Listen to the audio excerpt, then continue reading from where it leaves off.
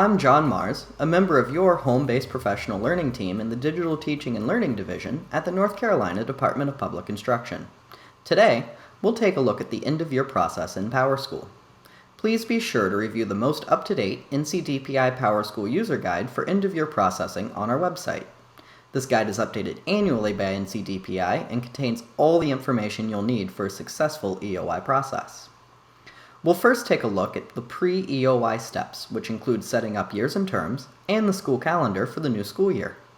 Then, we'll go through coding students with their new grade levels in schools, setting up other PowerSchool settings for the new school year, and validating all of the data to ensure the EOI process will run successfully. Finally, we'll actually run the EOI process and verify that our data was updated correctly.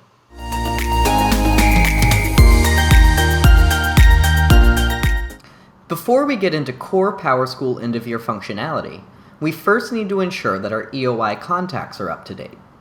This step is critical to ensure NCDPI knows who will be running the EOI process for your PSU. Only the EOI contacts will be able to log into PowerSchool on the statewide EOI date. First, we need to get the usernames of our EOI contacts from the Security Settings page. From the Start page, we'll switch to the Staff tab. Our EOI contacts this year will be me and my coworker Tessa. We'll look me up first. Then we'll navigate to Security Settings, then the Admin Access and Roles tab. Note the username shown, and be sure that the user is aware of their PowerSchool password, as they will be using their PowerSchool username and password shown here to log in on EOI day, rather than the NC EdCloud IAM service. Now that we've got my username, we'll find Tessa's. We'll go back out to the Start page, select Staff, and look up Tessa. And we'll go to Security Settings, Admin Access and Roles, and we'll make a note of her admin username. Now we're ready to enter our EOI contacts. We'll go back out to the Start page, then navigate to LEA Setup, then EOI Contacts. The users listed here will be the only ones who are able to log into PowerSchool during EOI, so it's critical that this information be entered accurately at least 1 week before the statewide EOI processing date.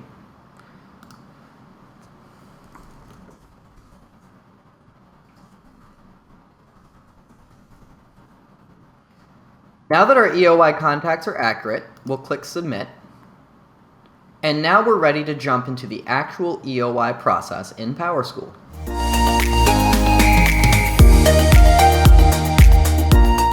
Our first set of tasks are to set up PowerSchool for the new school year.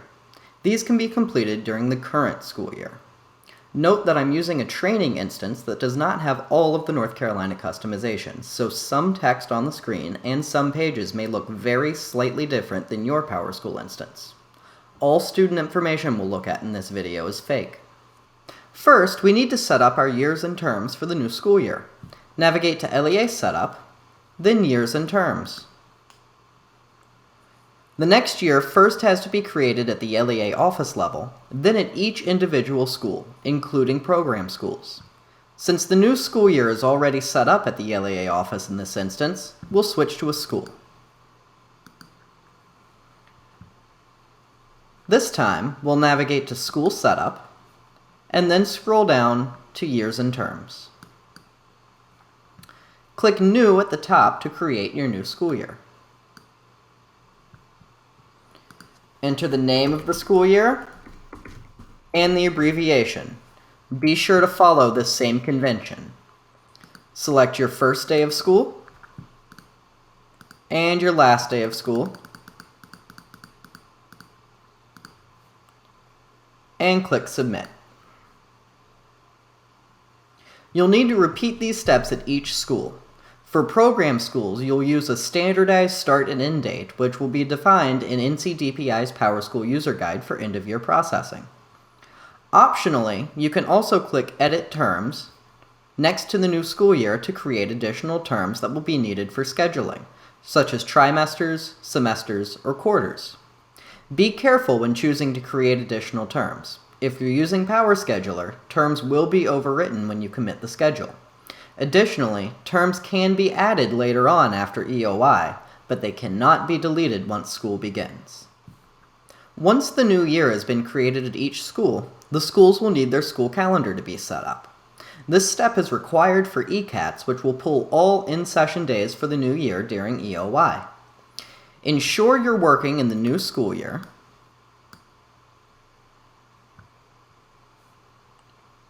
and then you'll navigate to School Setup, and then Calendar Setup.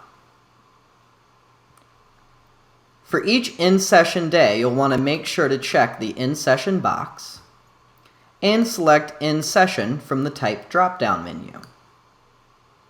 You'll also want to note any holidays or teacher workdays. Once you finish with the first month, click Submit. You'll then need to go back and continue with the next months. Optionally, you can also set up calendar days according to a pattern. Note, however, that if you're using PowerScheduler, you'll want to complete this step later. When a schedule is committed from PowerScheduler, it overwrites the school calendar. A school calendar will need to be set up at each school in the district, except for program schools. Once our years and terms and our school calendars are set up at every school in the district, we're ready to work with students. Every student needs their next school indicator and their next year grade value set. Typically, you'll do this in bulk for all students, then you'll go back and enter any retentions or other special situations. I'm going to switch back to the LEA office level to do this for all students in this district. First, we'll work with our kindergarten students. We'll select all of our kindergarten students, and we want to set their next school indicator first. We'll select the group function, Next School Indicator. Since these are kindergarten students coming back into our one elementary school, we'll select Washington Elementary as their next school indicator and click Submit. All of our kindergarteners now have their next school indicator set. Next, we need to set their next year grade value. We'll go back to the start page, and this time we'll select the group function, Student Field Value. The field we want to change is the sched_next year grade field. And the value we want to set is 1. These students are currently in kindergarten or grade 0. Next year their grade level will be 1. We'll click Submit to preview the change, and Submit again to verify. All of our kindergarten students are now ready for EOI. We'll repeat these steps for each grade level in each school in the district, until all students have their next school indicator and their next year grade value set. Then, we'll go back and enter any retentions or other special situations. For example, we know Jennifer Adams is being retained in 3rd grade, so we'll navigate directly to Jennifer Adams. We'll go to her scheduling setup screen, and we'll change her next year grade to 3. She's currently in 3rd grade, and we want EOI to place her back in the 3rd grade. We'll ensure these values are appropriate and click Submit. Jennifer is now set to be retained. As another example, we have Dan Merrill in 12th grade who is receiving EC services and will return to our PSU next year to continue receiving services. Again, we'll go directly to Dan Merrill, and we'll go to his scheduling setup screen. For a student to be processed into XG, we need to set their next year grade value to -9, and their next school indicator should be the current school that they're in, the school that they'll return to next year. Once these values are appropriate, we'll click Submit. Dan will now be processed into XG during EOI. See NCDPI's PowerSchool user guide for end-of-year processing for more information on working with students and on using the XG grade level. Finally, we have one other small thing to check. We need to ensure that every grade level has a default FTE assigned. These settings carry over from year to year, however, it's a good idea to verify this before EOI begins. This will need to be completed at each school. So we'll switch to the school level, and then we'll navigate to School Setup, Full-Time Equivalencies. We'll click on the default FTE, which in this case is called full-time, and typically is called full-time. And we want to ensure that all of the grade levels offered at this school are checked. In this example, -9 or XG has been added to this school for next year, so we need to check -9 and click Submit.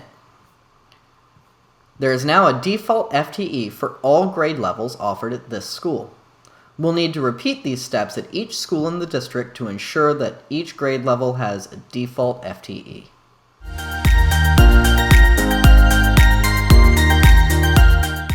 Now that our PowerSchool training instance is set up for EOI, we can begin validating data.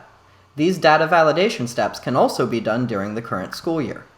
I've navigated back to the LEA office level to ensure I'm working with all students in the district. However, these first two steps can also be done at the school level. First, we need to validate our school enrollments to be sure that all school enrollment dates are valid. We'll navigate to System Reports, and then go down to the School Enrollment Audit Report. This report will list all students with potentially invalid school enrollment dates. For example, we'll look at Julie Adams. Clicking on her name takes us directly to her transfer information screen. In this case, the error is pretty obvious. Her entry date is after her exit date, and the years are totally off. To fix this, we'll click on the entry date, and then we'll enter corrected information.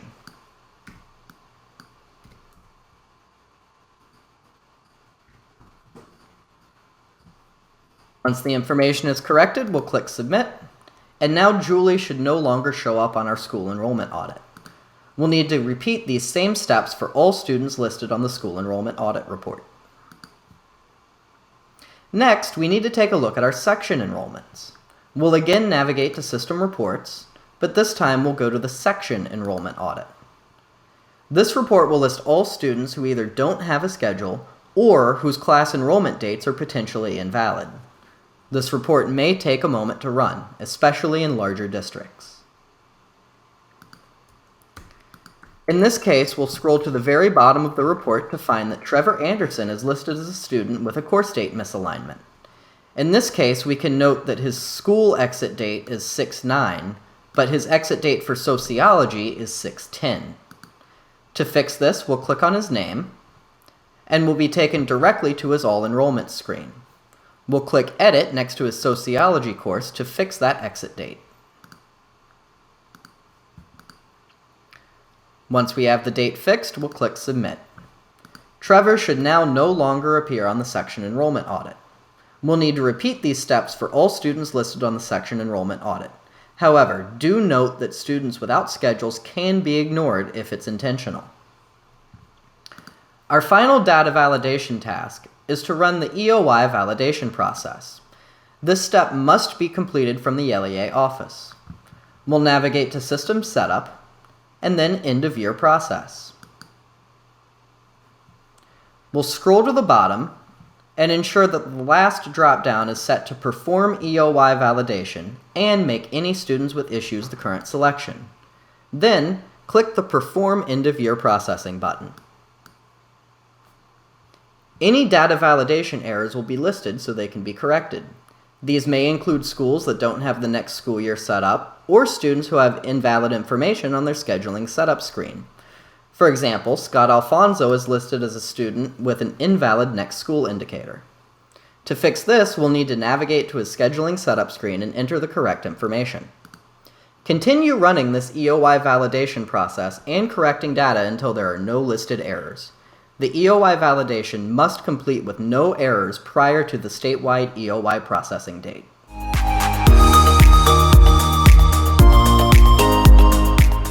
There are a few final steps after the current school year is over, but before the statewide EOI process begins. These include permanently storing grades, running and approving all state reports that are due, completing any required CTE activities, printing reports that won't be available in the new year, such as report cards or attendance reports, scheduling, running class rank, clearing activities, and several optional steps for schools utilizing fees or power lunch. Many of these are outside the scope of this video, however we will take a look at just a few. Permanently storing grades, running state reports, CTE activities, and printing reports are outside the scope of this video, but they are covered in detail in quick reference guides on the NCDPI website. Clearing activities is a very quick process, so let's take a look. This can be done either at the LEA office level for the entire PSU or from individual schools. For our example, we just want to clear the activities at Washington Elementary. We'll navigate to System Setup and then Clear Activities. Check the activities you want to clear. In this case, we'll go ahead and clear all of them. Then click Submit. All the activities are now cleared of students. We can enter updated activity participants in the new school year. If there are activities that will remain the same, you can choose not to clear them. This step is completely optional. Scheduling is largely outside the scope of this video. However, it is important to note that schools utilizing PowerScheduler must commit their schedules prior to EOY. After committing a schedule, be sure to double-check your years and terms screen and your calendar setup screen, as this information is overwritten when a schedule is committed. If your school will simply copy their master schedule from last year into the new year, that can be done before or after EOY. If your PSU is utilizing fees or Power Lunch, you may need to configure fees for the new school year, or print out meal transactions or any other Power Lunch reports you may need. These features are also outside the scope of this video. Finally, some PSUs may wish to export their stored grades records. This can be done from the LEA office or from individual schools. The way this is supposed to work is by navigating to System Setup, and then Export Historical Grades. Enter F1 for the store code, and then enter the recommended fields to export. Once you've entered this information, click Submit. At this point, you're supposed to be given a tab-delimited text file with all the stored grades records for the current school year. However, there's a current bug in some instances that causes it to instead do this. If you get this, we can work around this issue by using DDE. We'll navigate back out to the Start page, and then we'll go to System Setup, and then choose Direct Database Export, or DDE. We first want to select the stored grades records from the first dropdown, and then we want to filter the stored grades records to only the stored grades from the current school year. To do this, we'll set this first dropdown to Term ID, the next dropdown to greater than or equal to, and then we'll enter the term ID for the current school year. Finally, we'll click Search All Records in this table. We've now filtered our stored grades records down to only those that are from the current school year. Now we'll click Export Records. We'll enter that same list of recommended fields from before, and then click Submit. Your browser should now download a tab-delimited text file containing all of the stored grades records.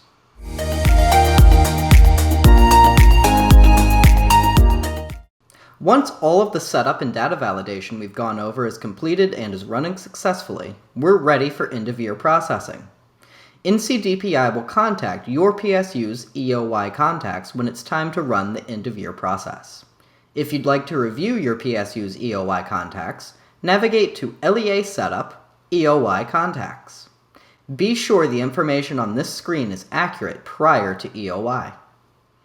When DPI informs you that it's time, typically at 8 a.m. on the predetermined EOY day, you'll log into PowerSchool, switch to the LEA office if necessary, and then navigate to System Setup, End of Year Process.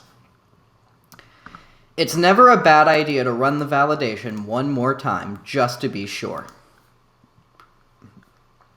In this case, we see that validation is complete and there are no errors listed. So we're ready to actually run the end-of-year process. We'll navigate back out to the Start page at the LEA office and click System Setup again, and then End-of-Year Process. This time, we need to double-check all of the drop-downs for exit codes and entry codes. We need to be sure that these values perfectly match what's listed in NCDPI's PowerSchool End-of-Year User Guide. They'll look a bit different here because this is a training instance. Next, you'll change this last drop-down to Perform EOY and Promote Students. If everything looks correct according to the End-of-Year User Guide from NCDPI, Click Perform End-of-Year Processing. Depending on the size of your PSU, EOI processing can take anywhere from a few minutes to several hours. Keep this EOI screen up in the background until it's complete. But if you accidentally close the page, don't worry. The EOI process will continue in the background and can be monitored from the system log instead.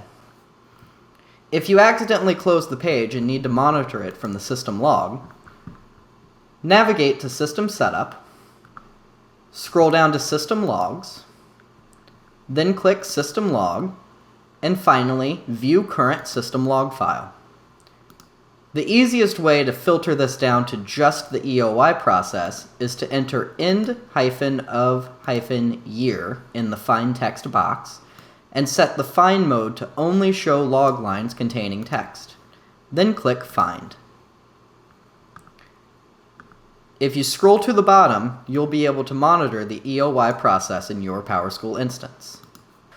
Once you see the message End of Year Process Complete on either the EOI screen or in the system log, you're ready to proceed with post-EOI data validation.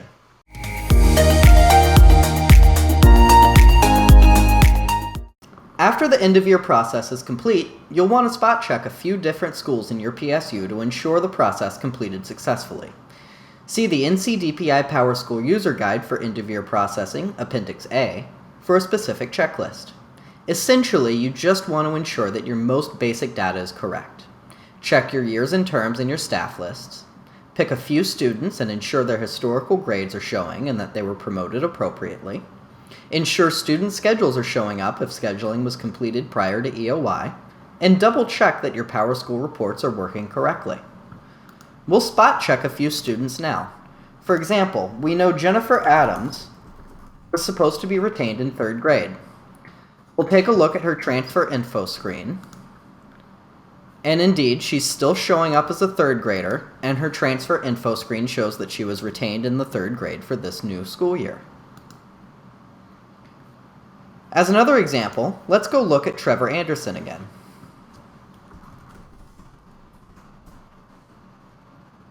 He should be listed as a graduated student, and indeed he is.